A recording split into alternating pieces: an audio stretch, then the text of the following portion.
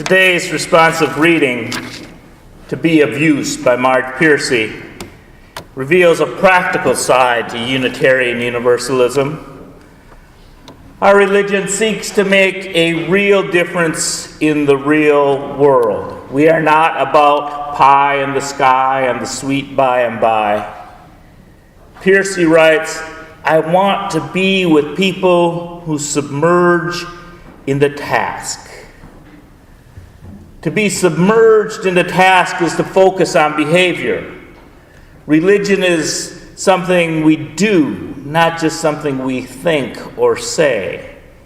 We are the religion of deeds, not creeds. Creeds are ethereal, often making conclusions about unobservable things. Deeds are real in that they are observable and measurable. The behavioral psychology of B.F. Skinner is a psychology that has much in common with the Unitarian Universalist spirituality. The word psychology literally means to study the psyche. Psyche is the Greek word which is often translated as soul. Psychoanalysis is a branch of psychology that looks to analyze this hard-to-define part of the human condition. It has resulted in several series about what drives the individual. But these drives are unobservable and subject to the whims of the practitioner. And so it is with spirituality. The Holy Spirit is a proposition that varies in its description according to the priest who proclaims it. How are we to recognize the false prophets from the real prophets?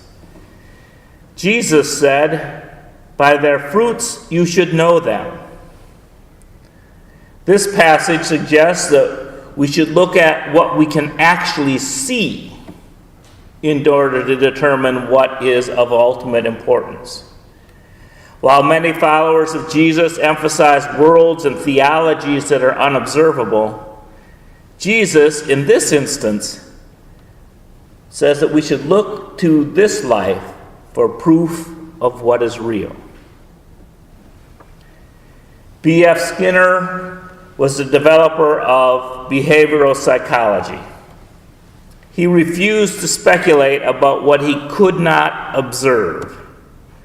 Rather than speculate about the interior drives or the human soul that would produce human behavior, Skinner believed that human behavior was shaped by a system of rewards and punishments. He called this operant conditioning. When an animal operates in an environment, it is either rewarded or punished. Rewarded behavior increases and punished behavior decreases. And there's several different types of rewards and punishment.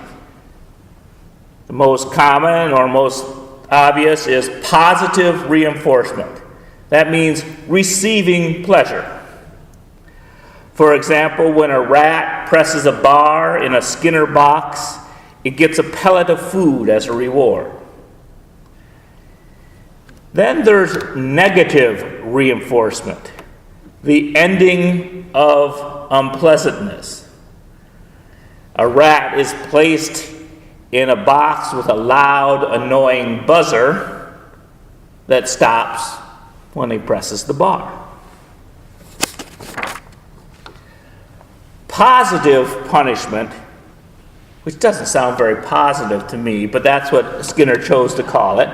Positive punishment is adding pain or in unpleasantness. A rat who has learned to press the bar will stop pressing the bar if it gets a shock when it touches the bar. And then negative punishment is the withholding of pleasure. Food is withdrawn from the rat when it does certain behaviors. In the parenting realm, this is known as "you are grounded." The positive punishment would be a spanking, and positive reinforcement would be giving the kid dessert if they eat all their dinner, and negative reinforcement is why your child hides in their room, because they get to avoid the annoyingness of you being their parent. Skinner developed other terms and techniques that arose from his training of rats. Shaping is a technique towards teaching behaviors. One rewards behaviors that tend towards the final behavior.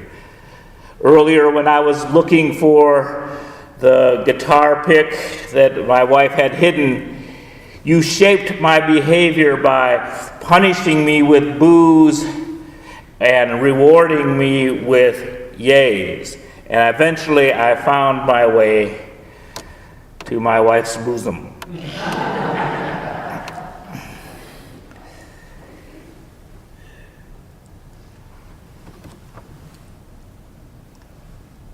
That there is a paradox that Skinner also discovered.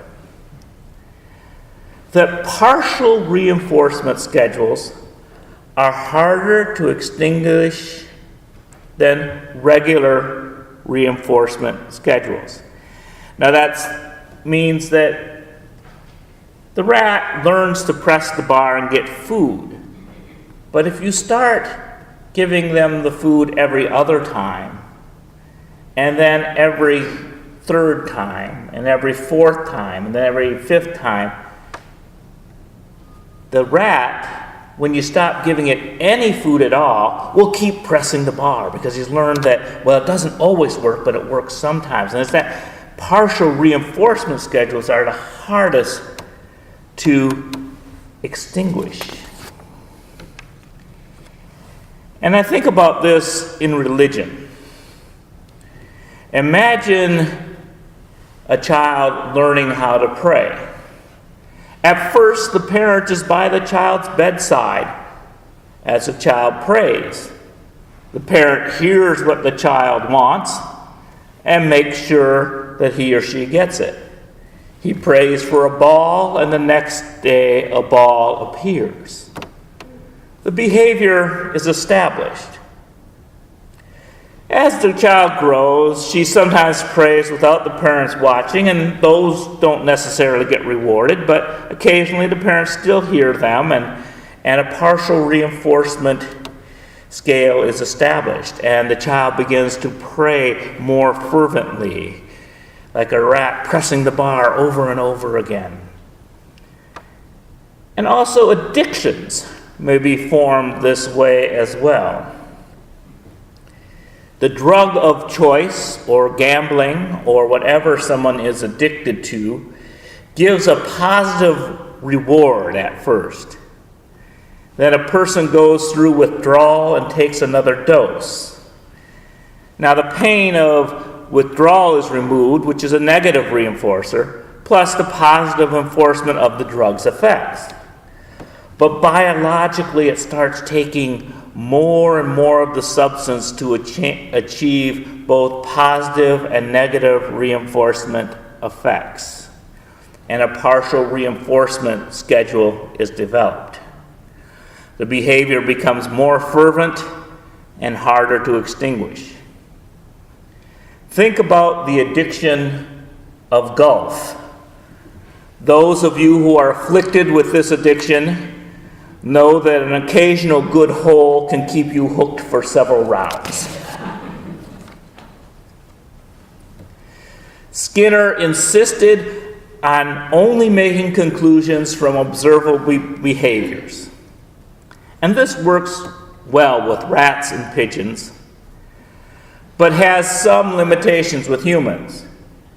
For humans, report having thoughts.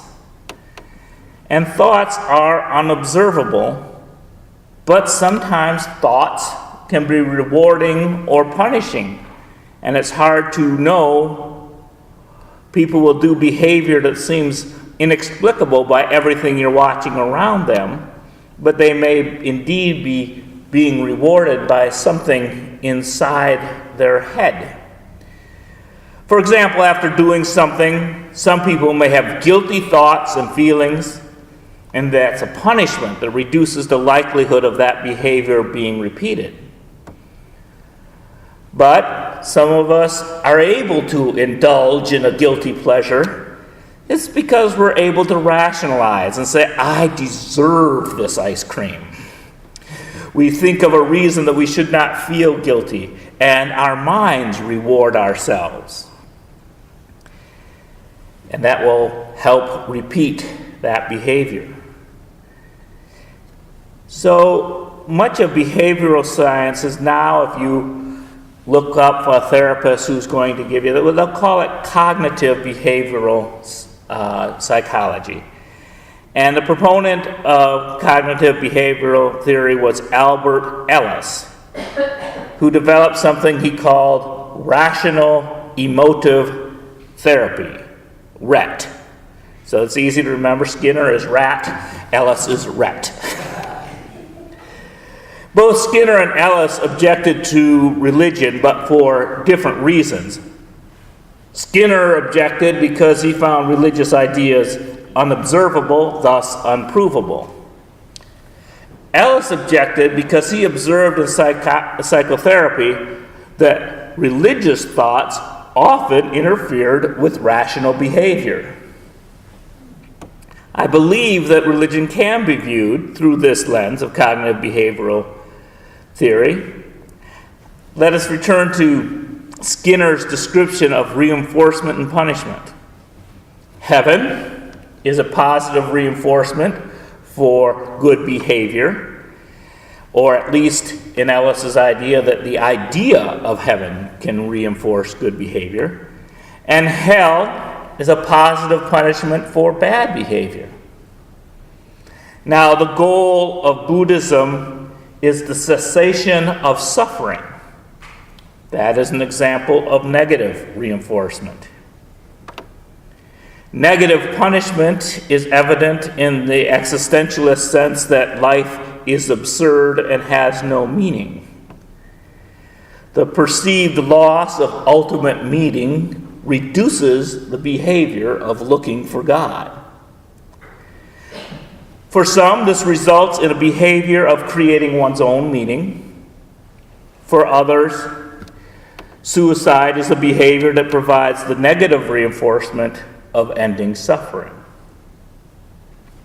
Skinner would resist this interpretation because he believes that behavior really only changes after rewards and punishments. That heaven and hell can't reward punishment because after one is dead, it's hard for one to observe behavior.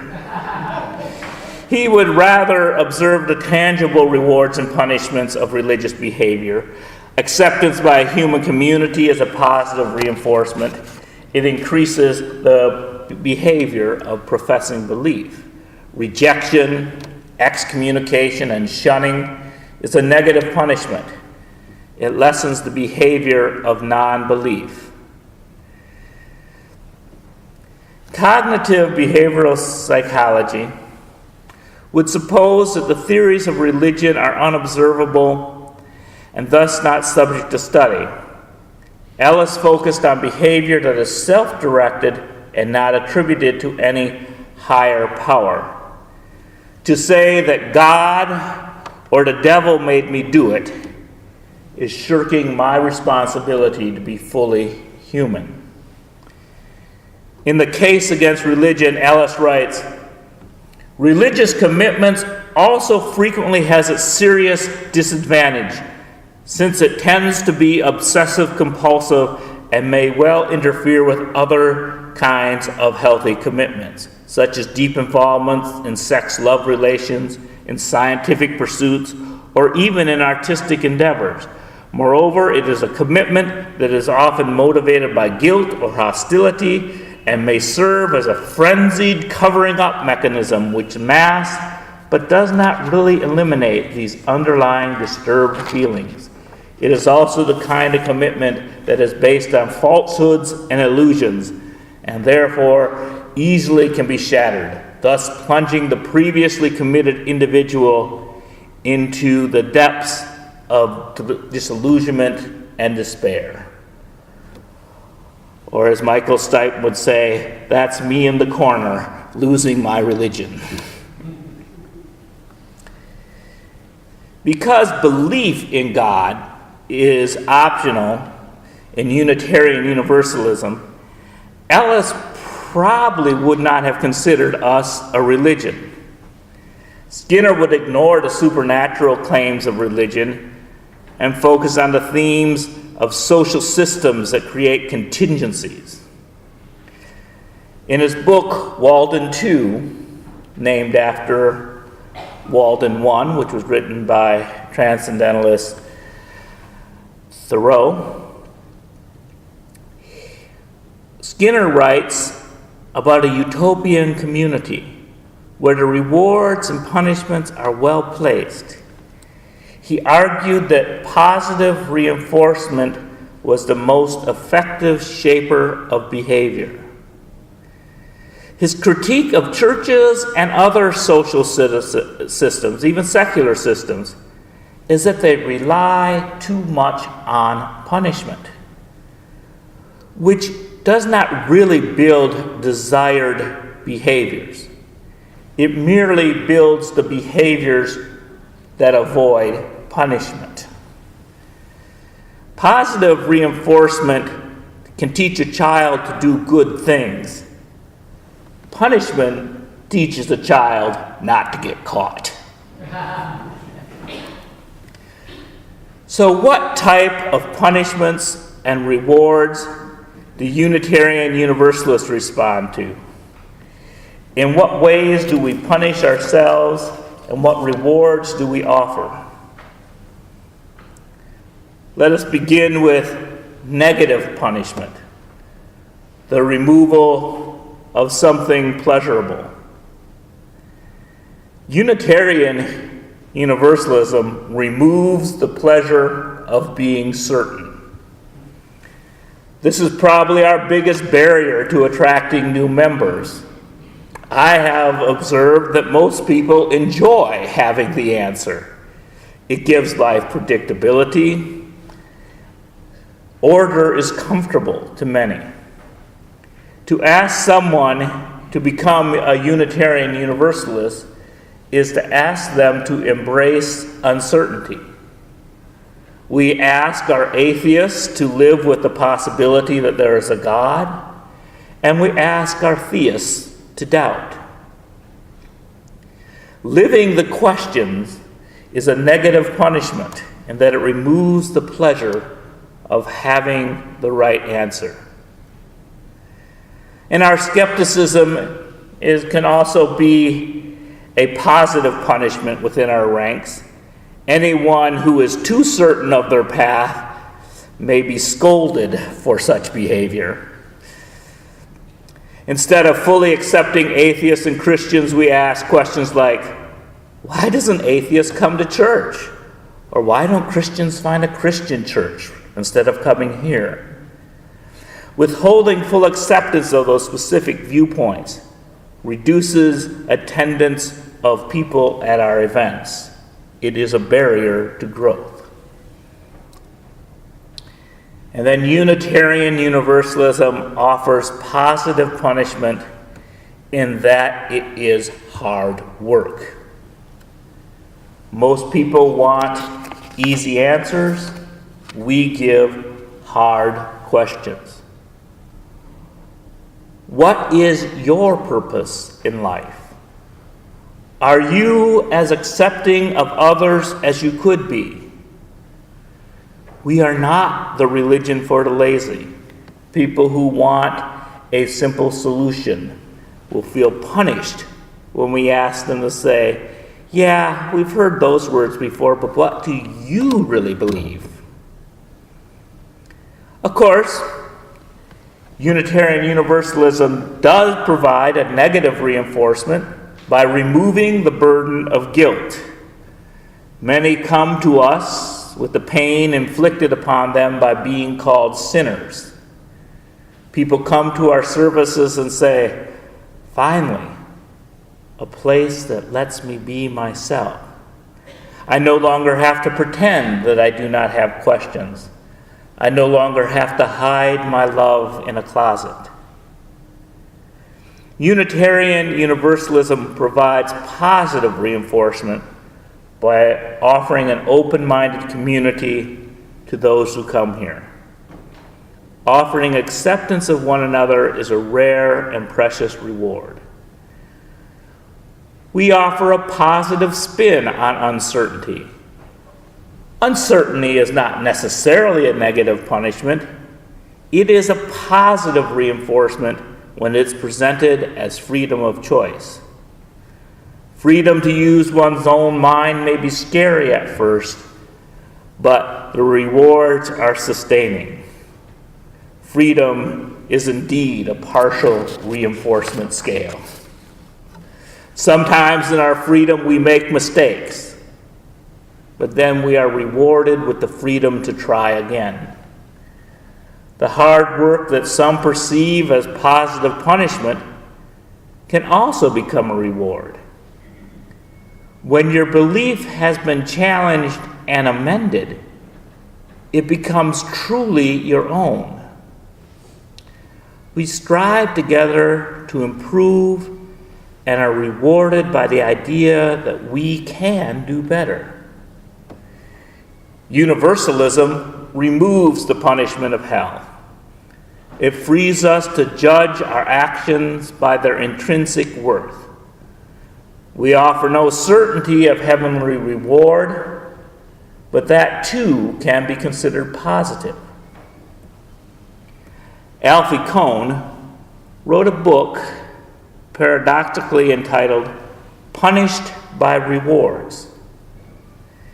He says that when we focus on rewards that are not intrinsic to the behavior, eventually we feel manipulated,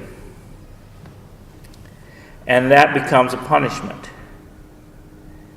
Imagine a child who on these summer days plays baseball for the love of the game.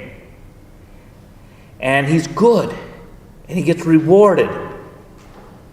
But by the time he turns pro, he's often jaded and worries about how much he is going to be paid. And out of fear of losing that paycheck, doesn't play for the love of the game, but takes steroids to make sure that he doesn't lose that paycheck. That by being controlling, rewards themselves can be a punishment. They're likely to be experienced as adversive in the long run. A child will do a lot to please their parent, but this usually runs out as an effective reinforcer sometime in the teen years, sometimes even earlier. Unless they are getting some reward from doing their schoolwork, they will soon not do their schoolwork just to have freedom from mom and dad. Even if they get an extra $5 in their allowance if they get an A, who cares? I don't want to be manipulated by those people.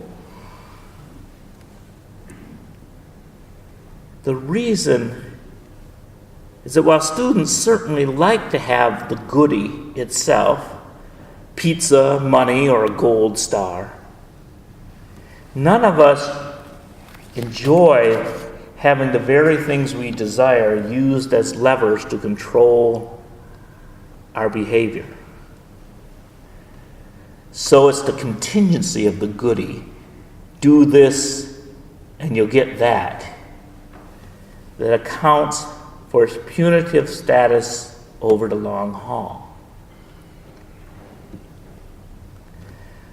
So the ultimate reward in Unitarian Universalism is the lack of rewards and punishments.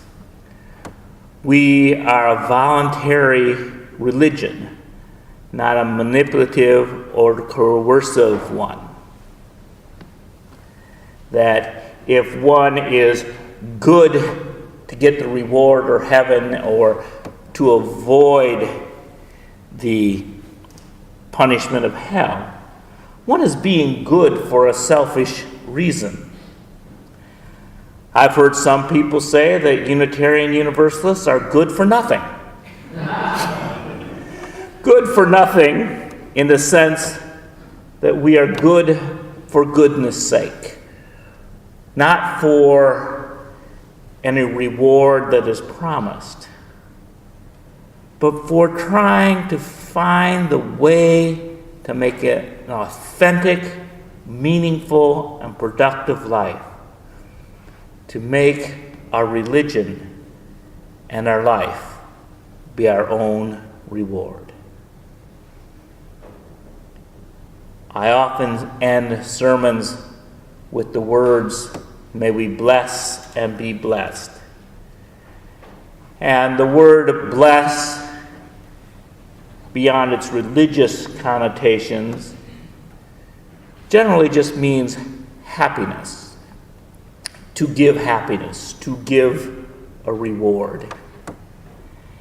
And I always end with, "May we bless or be blessed," because I think we need to give as well as take rewards. We're not trying to get out of it ahead. We're trying to increase bliss. Doing things and living a life and holding beliefs that have their own intrinsic reward. May we bless and be blessed.